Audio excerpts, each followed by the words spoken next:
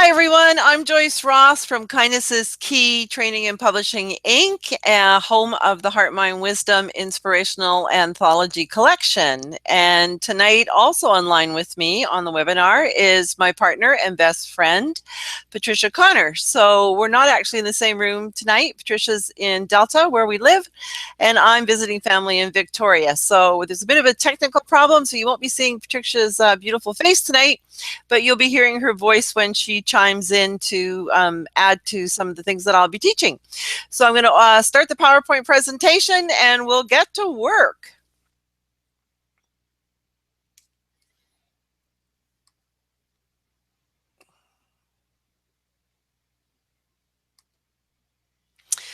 Okay, so this is our third grammar lesson, and today's March 1st, 2016. We're going to look some more at the 8 parts of speech. The third part, which is the interjection and the conjunction. And for the taking the mystery out of the punctuation dance, we're going to look tonight at the comma. And our inspirational authorship lesson is Write Tighter.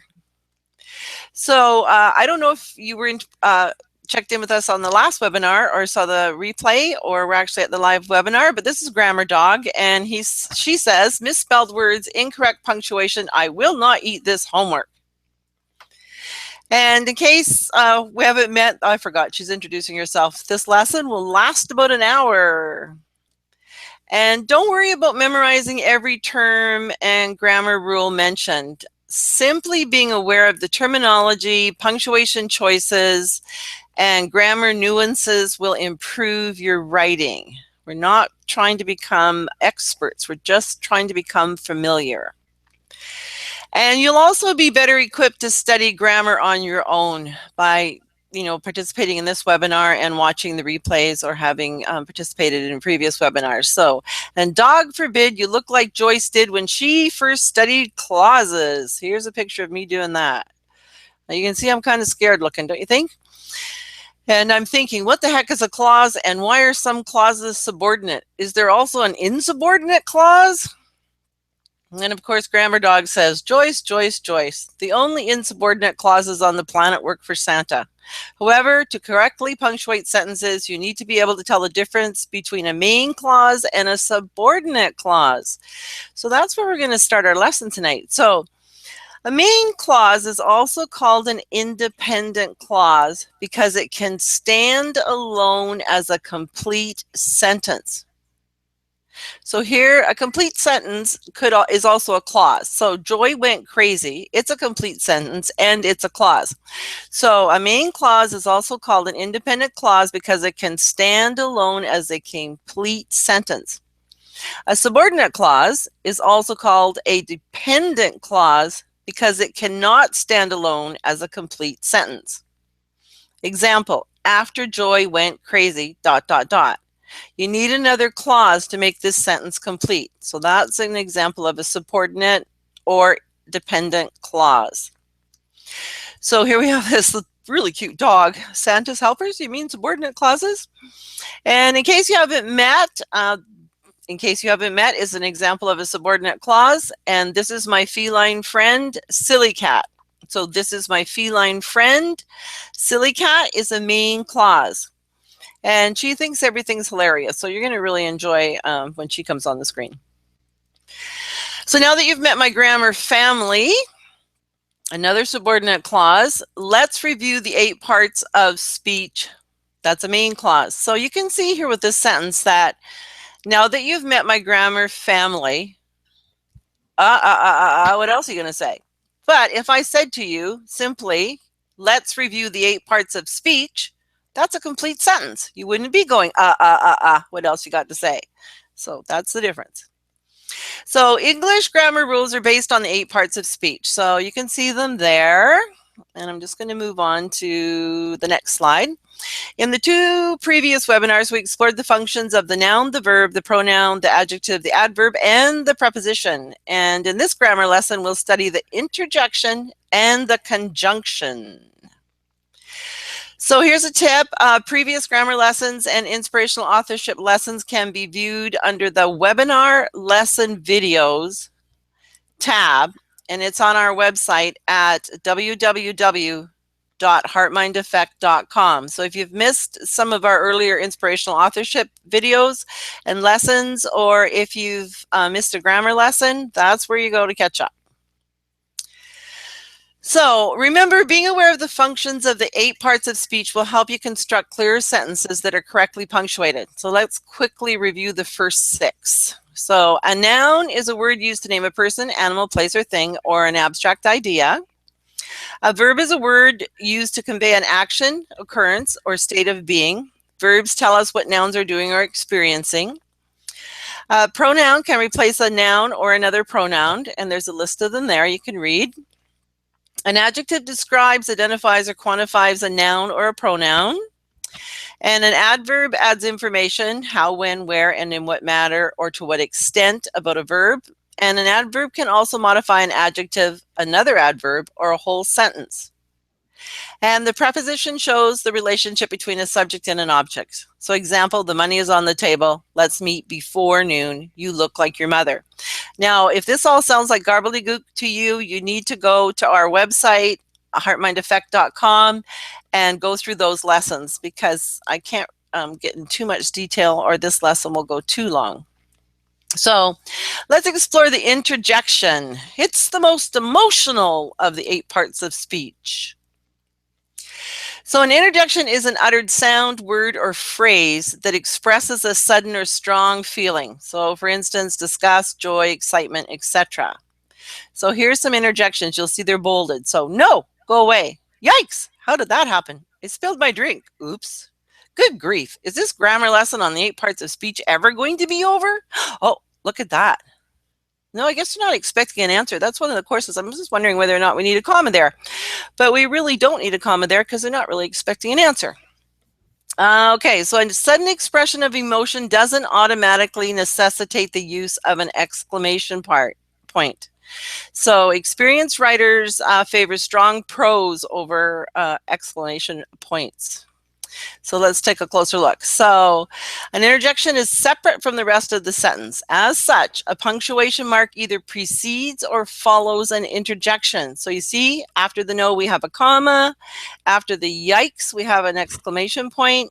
And after I spilled my drink, we have a period. And all of those would be correct, as long as it's separated out. And that's really all you need to know about interjection. So we're going to move along.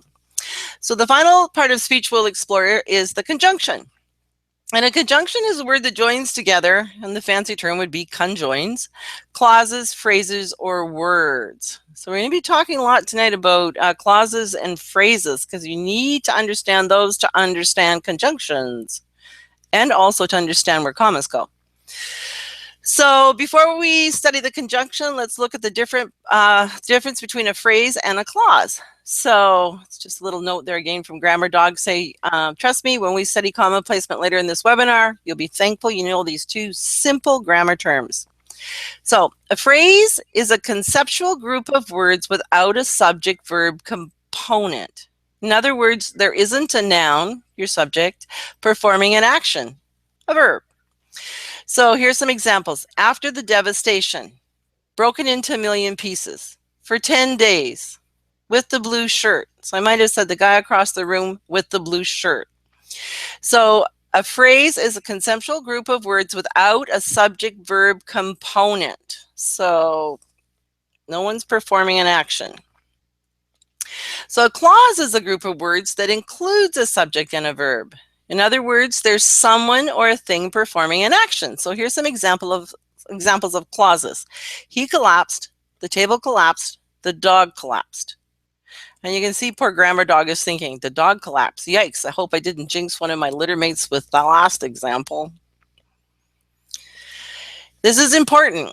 Even when joined with a dependent clause or another independent clause, an independent clause could stand alone as a complete sentence. And we talked a little bit about this earlier today. So here's some examples. She hugged the cat and it collapsed. So those are both independent clauses. She hugged the cat could stand on its own. It collapsed could stand on its own. She hugged the cat, semicolon, it collapsed, they can both stand on their own. So, and Grammar Dog, what she's saying, the cat collapsed. I like this example better. The poor cat was probably being chased by one of my litter mates.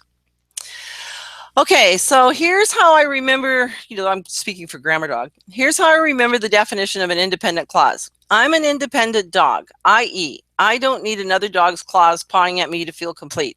Did you catch my pun? LOL. I'm hilarious, right? Well, at least Silly Cat thinks I am. So remember, although it contains a subject and a verb, a dependent clause cannot stand alone. It needs an independent clause to be a complete sentence. And dependent clauses often begin with such words as although, since, if, when, well, and because. So here's some examples. Although she found him attractive, we need some more information. This clause depends on something else. Depends on an independent clause or a main clause. If that happened, okay, where are we going from here? When you talk like that, blah, blah, blah. While you're away, please do this. You need more information. So if you need more information, it's a dependent clause. In case you're wondering, both independent and dependent clauses can contain one or more objects and more than one verb or subject. So here's an example. There can be lots in there. So because Tom and Jerry want and need to know about the dangers of breeding, that's a dependent clause because it starts with because, so we need more information. Because Tom and Jerry want and need to know about the dangers of crossbreeding, I'll explain why they shouldn't marry a hippopotamus, a giraffe, or a kangaroo. And so on its own, the sentence, I'll explain why they shouldn't marry a hippopotamus, a giraffe, or a kangaroo is an independent clause. It can stand on its own. So remember, a group of words without a subject-verb component is a phrase, not a clause. It's time to put on your thinking cap. We're about to explore the conjunction, which is the 8th and final part of speech. Don't you love my thinking cap? It looks like a bunch of brains. Okay, a conjunction is a word that joins together, conjoins clauses, phrases, or words. So it's the thing that puts things together. So there's different types though. So coordinating conjunctions are used to join individual words, phrases, and independent clauses. You don't have to remember this stuff. I'm going to give you examples so they're going to make it easy. So coordinating conjunctions are used to join individual words, phrases, and independent clauses. Subordinate conjunctions connect an independent main clause to a dependent subordinate clause. So these are just all gobbledygook words that are going to make sense in a few minutes. Conjunctive adverbs link two independent clauses. So they're both independent. And correlative conjunctions are paired conjunctions that link balanced words, phrases, and clauses. And examples of that would be either or, neither nor. And we'll go into that. So to ensure that you don't get as confused as Joy did when she studied conjunctions, in this webinar, we're only going to examine the nuances of the first two types. So we're only going to look at the first two, which is the coordinating conjunction and the subordinate conjunction. And next week in our webinar, we'll look at conjunctive adverbs and correlative conjunctions. There's a lot to know about these conjunctions, and this is where your commas are really going to come into play. So that's why we're studying conjunctions in conjunction with commas, because they go hand in hand. So we're just going to look at the first two tonight, and let's do that. So conjunction type number 1. So coordinating conjunctions are used to join individual words, phrases, and independent clauses. They include and, but, or, nor, for, so, yet. So let's look at how they work. So here's an example of a coordinating conjunction joining individual words. So you can see I've got individual words in red. So the two individual words we're joining are you and silly cat, which is really a person more than an individual word. But anyways, so you and silly cat should go to the grammar seminar. Here's another example of a coordinating conjunction joining individual words. It's an expensive but necessary seminar. So note, except for the terminal periods, punctuation is not needed in the above examples. There's no call for a comma. So it's important that you understand coordinating conjunctions so that you know whether or not you need a comma, which will make more sense as we move along. So here's examples of coordinating conjunctions joining phrases. So the phrases in the first sentence is her assistant. So Grandma Dog or her assistant will attend the seminar. No comma. Grandma Dog and her assistant Silly Cat are both excited about attending the seminar. So note, except for the terminal periods, punctuation is not needed in the above examples. Now here's a finicky comma rule, so perk your ears up. Listen, if Silly Cat was Grandma Dog's only assistant, this circumstance would be indicated with commas. In other words, the sentence would then be written as Grandma Dog and her assistant, comma, Silly Cat, comma, are both excited about attending the seminar. So when the sentence refers or identifies a specific thing that only exists as a specific thing, there's no other, like sisters, brothers, other cats, etc., other assistants, it gets separated out with commas. So I hope I'm being clear here because it's a really finicky but important grammar rule. So when the item listed or indicated is a single item and there are no more in that group that it could possibly refer to, then you separate it out with commas. So here we go. If Silly Cat was my only assistant, then I would put commas around Grandma Dog and her assistant, comma, Silly Cat are both excited about attending the seminar. That's an important one to know. Hardly anybody knows that one, so you do. So here's an example of a coordinating conjunction joining an independent clause. So this is a clause that can both stand alone, these two clauses. So a little sincerity is a dangerous thing, and a great deal of it is absolutely fatal. So Oscar Wilde said that. And I thought it was kind of a fun quote. And I didn't really know much about Oscar Wilde, so I looked it up.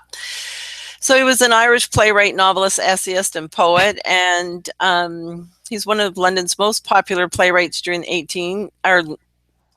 1900s, I guess, but it is 1890s. And he is most remembered, no, it would be the 1800s. He is most remembered for his epigram, his only novel, his epigrams, his only novel, The Picture of Dorian Gray. Now, I had heard about that, but I had never read it. And he's most famous for the importance of being earnest and his imprisonment and early death. So he's kind of an interesting person. We should probably all know about him, read his book. And an epigram, just for a tidbit, is a pithy saying or remark expressing an idea in a clever and amusing way. So a short witty poem, especially a satirical one with an ingenious ending, is also called an epigram. So there's just some pictures. I thought this was really interesting with the play. That's an actual drawing. I guess I can't tell if it's a photograph or a drawing, but the original production of The Importance of Being Earnest in 1895 and who starred in it was kind of cool. And then these were just the different places that first an essay and then became a book were published. So it was first published. Dorian Gray was first published. The Picture of Dorian Gray was first published in this Limoncott's magazine, and then in a book form, and it's still available, and it's got a lot fancier cover now. So you can read that on your own. I just want to remind you that you can download all these slides along with the webinar replays on our website. So you can go back and read this if you're interested in knowing more about Dorian Gray or about, Oscar Wilde. Okay, so coordinating conjunctions are used to join individual words, phrases, and independent clauses. And we've already know that they include and, but, or, nor, for, so, yet. So here's some examples of a coordinating conjunction joining independent clauses. So they're both independent. So let us always meet each other with smile, for the smile is the beginning of love. That was Mother Teresa said that, and I thought it was beautiful.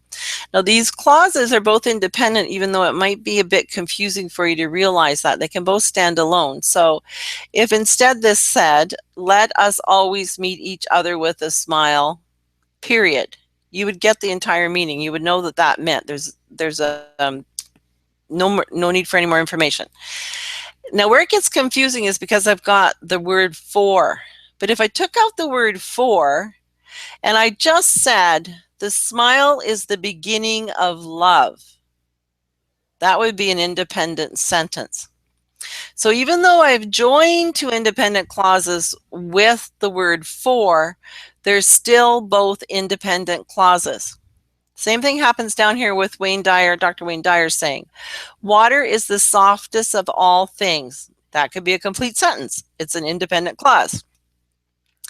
If I take out yet, they would say it is the most powerful. Now, it is the most powerful, we're still referring back to the water, so that's our noun. So it is the most powerful is a complete sentence. So water is the softest of all things, yet is the most powerful. So two independent sentences, independent clauses joined together into one bigger sentence. So the ocean patiently allows all things to flow into it. It is always flexible. So thank you, Wayne. Okay, so here's a conjunction type number 2. And it's called a subordinate conjunction. And subordinate conjunctions indicate a connective relationship between a dependent, which is a subordinate clause, and an independent main clause. So what's the connection? The connection is a subordinate conjunction. So you already know the difference between a main and a subordinate clause. However, as both terms are used in the definition of a subordinate conjunction, let's review their definitions. So a main clause is also called an independent clause. Supposed to be an A in there. A main clause is also called an independent clause because it can stand alone as a complete sentence. Example, Joy went crazy. A subordinate clause is also called a dependent clause because it cannot stand alone as a complete sentence. Example, after Joy went crazy. Okay, then what happened? You need more information. So subordinate conjunctions include words like after, although, as, because, before, if, once, since, then, that, though, till, until, when, where, whether, and while. So here's some examples. Although he claimed to be happy, Grammar Dog appeared sad. So because we start this out with although, we've made this into a dependent sentence. We're going to need more information to go with this clause, not sentence, I'm sorry. We made it into a dependent clause. Same thing with the next one. If possible, that's a dependent clause. Go ahead without me. And here's just using the subordinate conjunction in between. So we've got their lives became complicated after Grammar Dog adopted Silly Cat. So their lives became complicated could end with a period. So that's actually a independent clause, a main clause. And the after Grammar Dog adopted Silly Cat is actually a independent clause. It's just that we started with the dependent clause. I mean the independent clause. We start with the independent clause. So, and then all was fine. You could say that that's a complete sentence. So that's a independent clause. So all was fine until Silly Cat decided to study grammar. So let's move on so this makes more sense. So you can see here, although he claimed to be happy, that's a subordinate clause. It's a dependent clause. Plus, Grammar Dog appeared sad. So that's your main clause. So subordinate conjunctions connect an independent main clause to a dependent subordinate clause. After Tom married Jerry, their lives became complicated.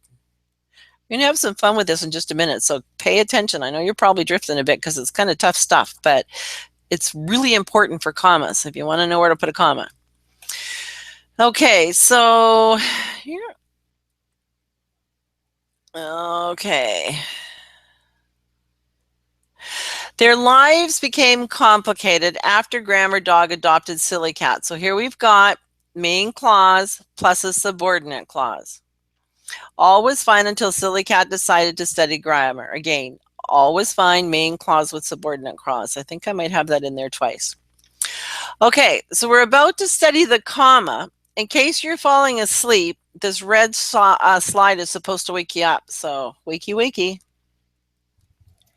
So a comma is used between independent clauses when they are joined by a coordinating conjunction. So that's why we're studying commas together with coordinating conjunctions and different conjunctions, because otherwise you're not going to know whether or not to put a comma in there. You don't have to remember all of these rules or all of these terms.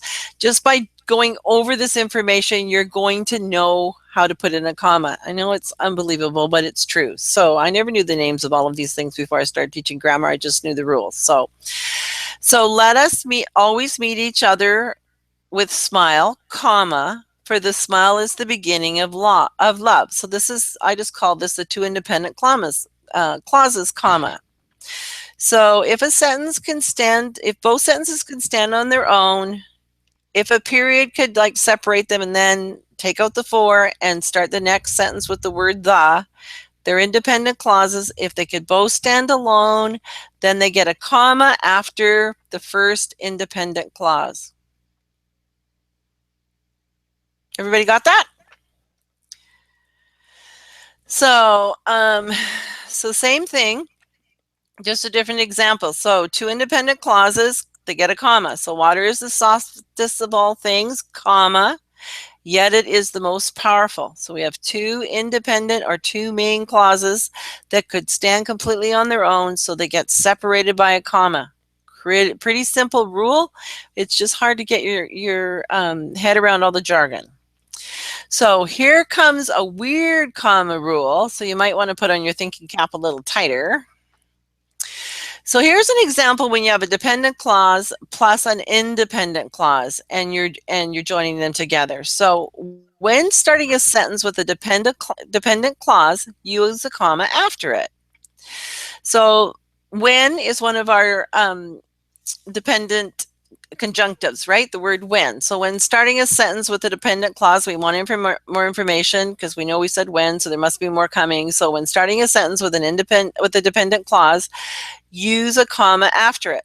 So example, if you're not sure about this, say so now. And here we've got the same sentiment expressed in reverse. So we've got independent clause plus dependent clause. A comma is usually unnecessary when the sentence starts with an independent clause followed by a dependent clause. So if it's like, top dog clause and it's, something else depends on it, it doesn't depend on anything else, then you don't need a comma. So say so if you're not sure about this.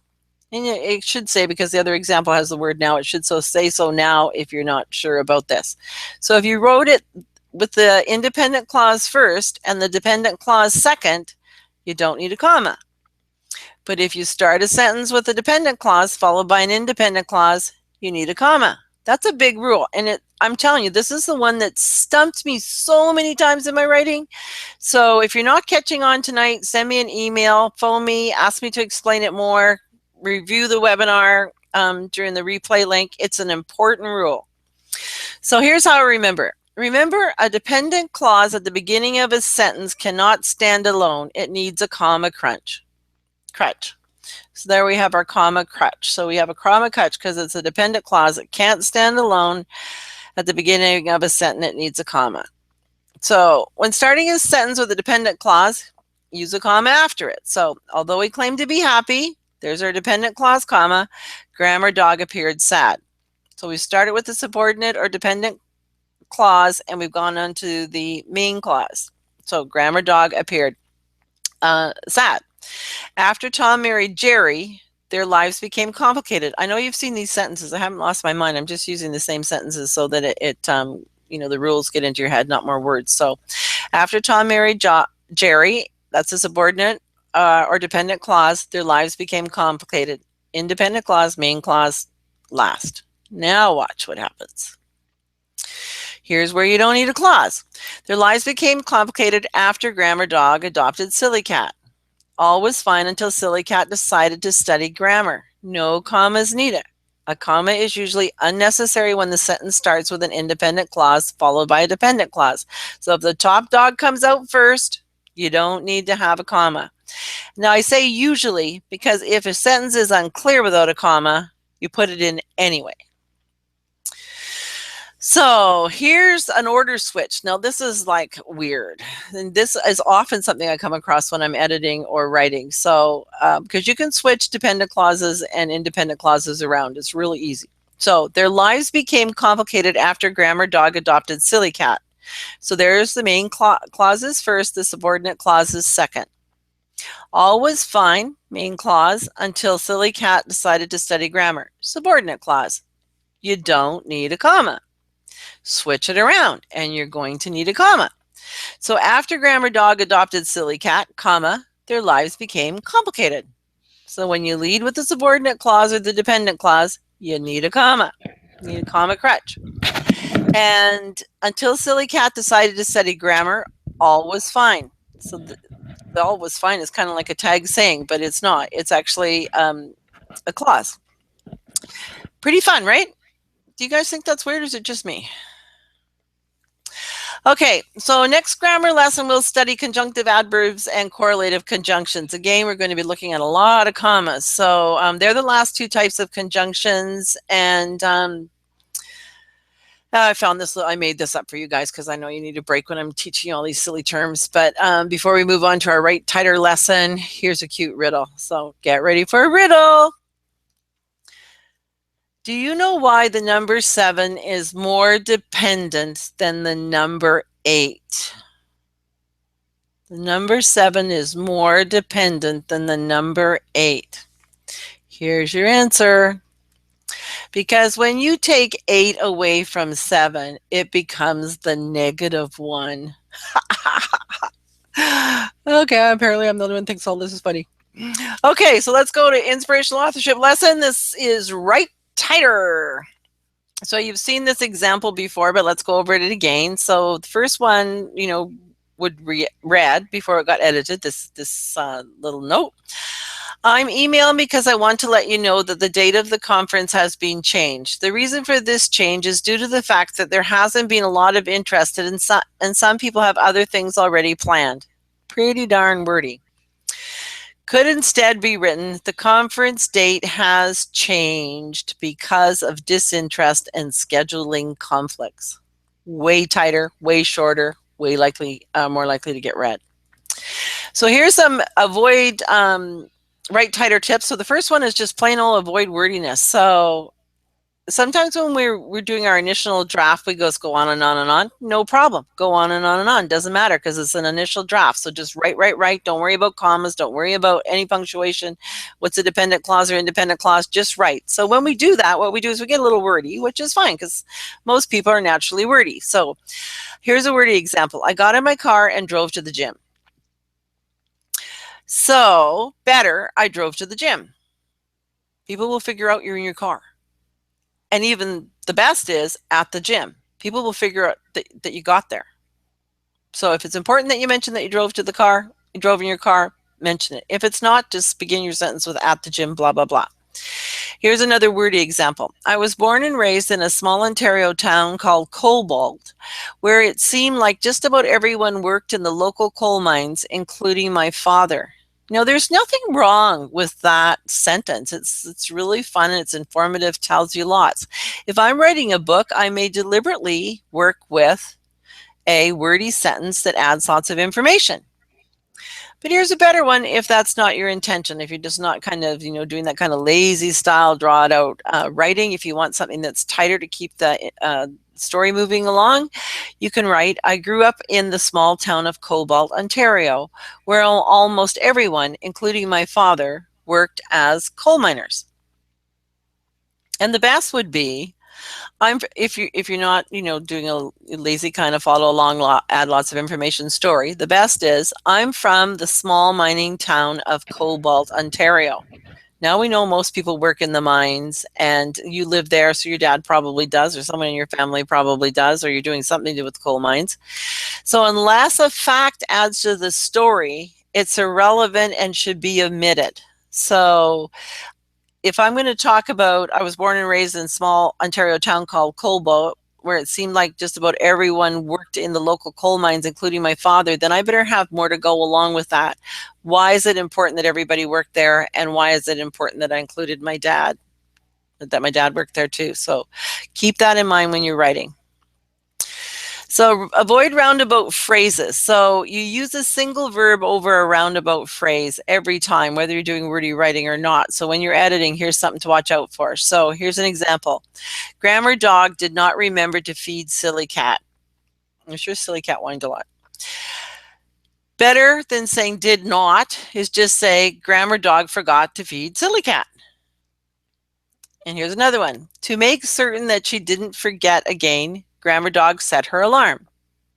So make certain that can be written as ensure. To ensure she didn't forget again, grammar dog set her alarm. Silly cat did not pass the grammar exam. So you can take out did not pass and instead write silly cat failed the grammar exam.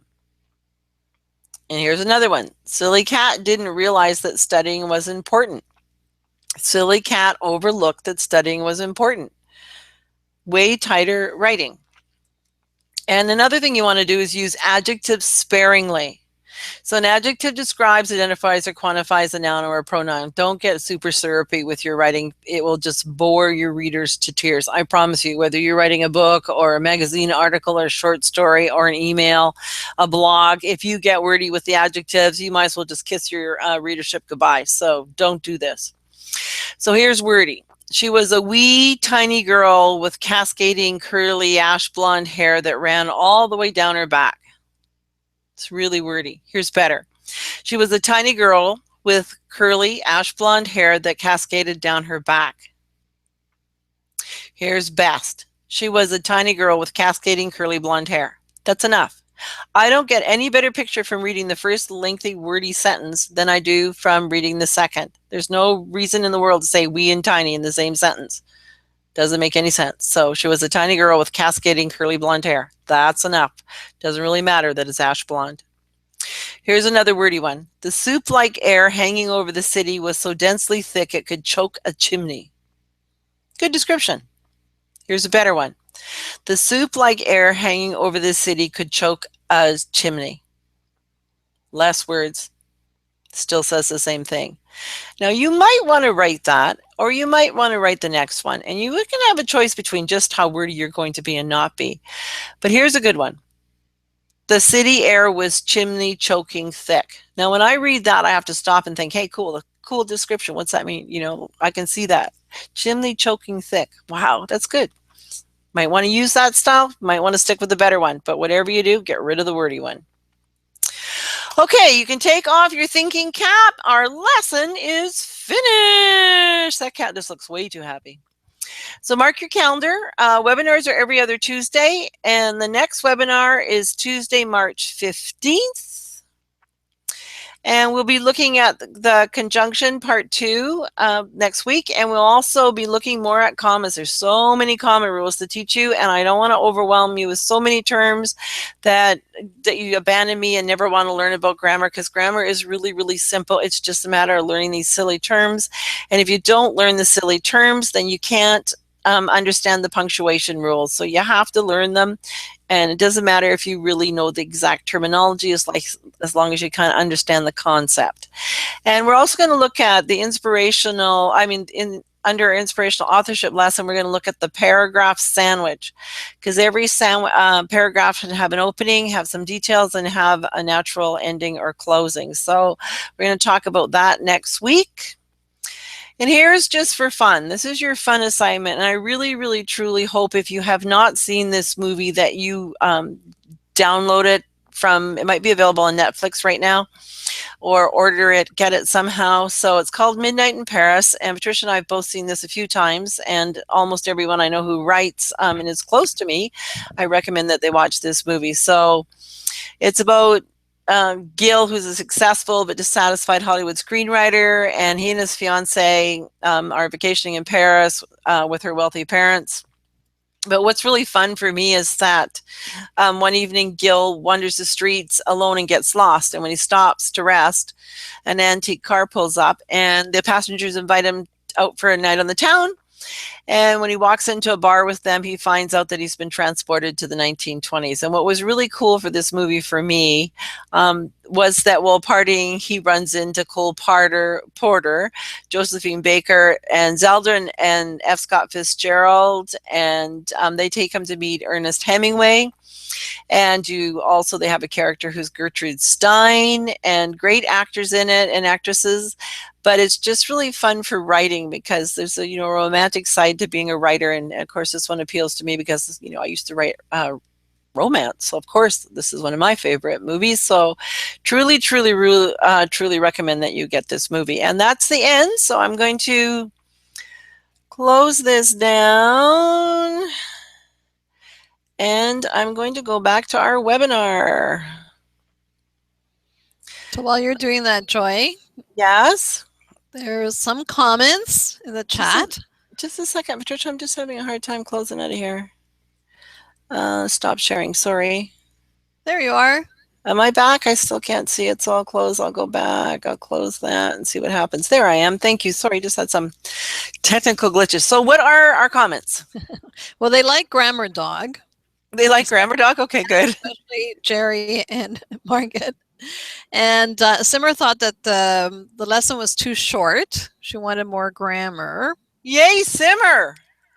And Dr. Love loves the examples, but her word count just got chopped in half. I'm sorry. I know. Yeah. It Go should ahead. when you're editing.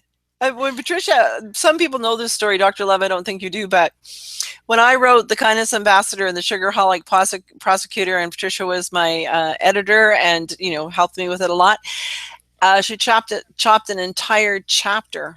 It was just like, you know, I spent a month writing it and editing it, and she decided it didn't belong there, so she just like chopped the whole chapter.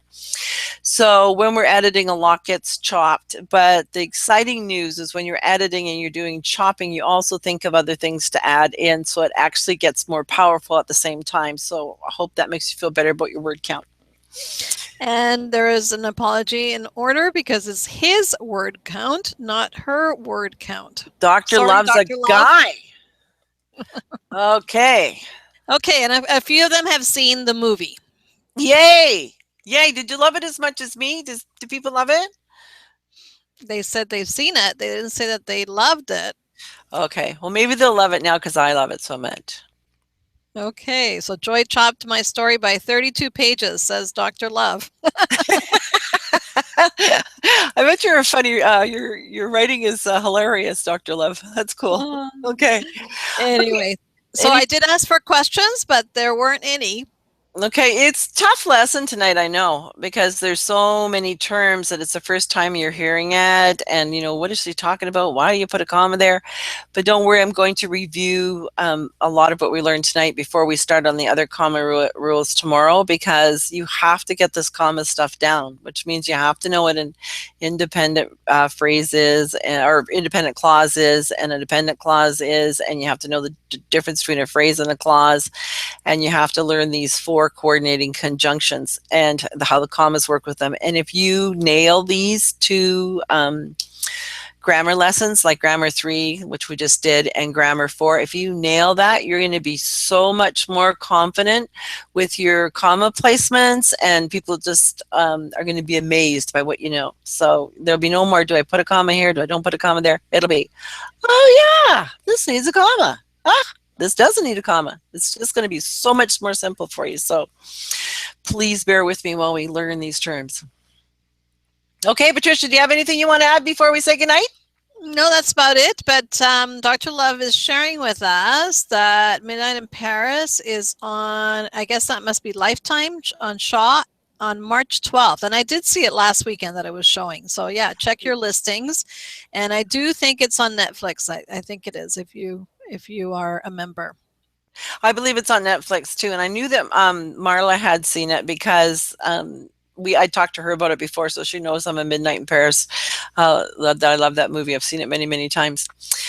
Anyways, okay, so I'll look forward to hearing who watched that, what they thought next week. And thank you very much and good night. We have a question. Hold on. We have a question. Oh, okay. We have a question. The question is the word smile a proper noun? Depends on how it's used. So a smile would be a noun, right? Right. Because it's a thing. But to smile, like smiling, is a verb because you're doing something.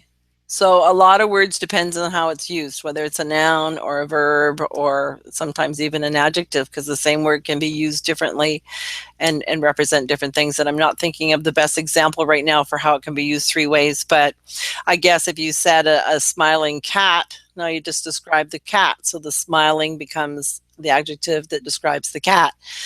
I was smiling. Smiling is a verb. And if you do, he has a beautiful smile, the smile is a noun. So does that answer your question? It's actually Jerry and Margaret, and they say, why is the quote worded as it is? About, are you talking about Mother Teresa's quote?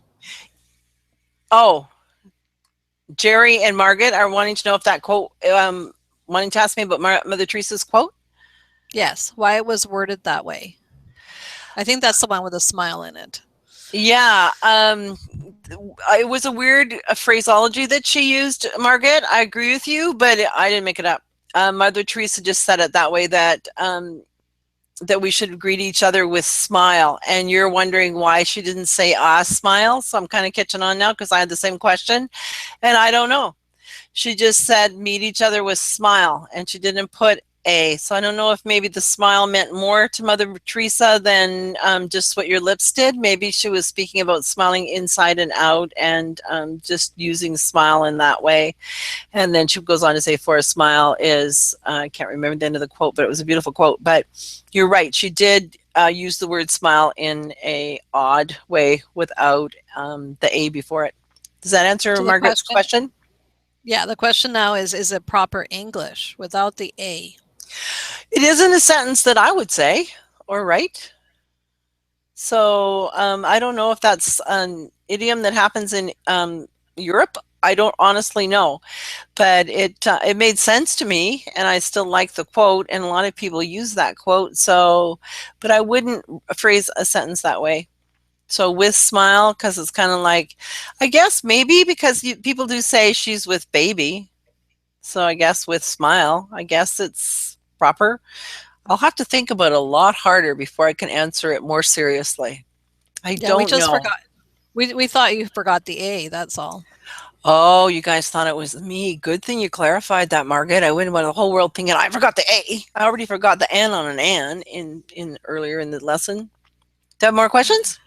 That's it. That's it. Okay, good night, everybody. Thanks for staying with us, and see you next week for more commas. Take care. Good Bye. night. Good night. Night.